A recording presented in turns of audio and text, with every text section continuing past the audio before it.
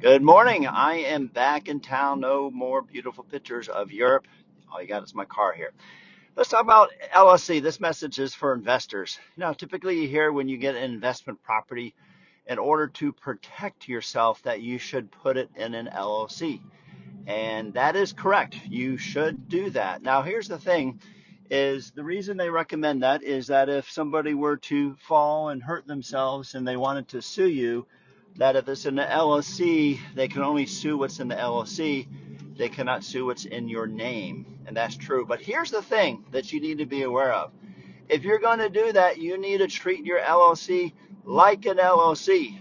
Okay? A lot of times people just put in an LLC and they will commingle their funds, which means they will be using their individual banking account to pull money out and whatnot. And what has happened in some cases is that if that goes to a judge will say, well, wait a minute, you have this in an LLC, but you're not acting like an LLC.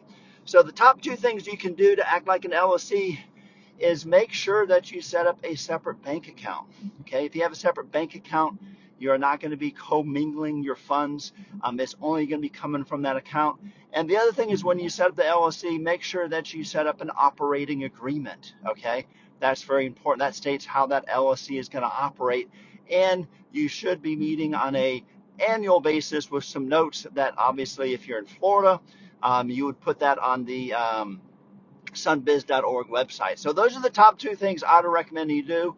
That way it protects yourself. That veil of protection that you're giving yourself it should not be pierced by just doing those two things. I'm just curious, what are your thoughts? If you have investment properties and you have them in your name, what are some questions you have? Let me know. My wife and I have 10 investment properties, so we're very proficient in that. We would love to help you out, and I hope that you guys make it a great day.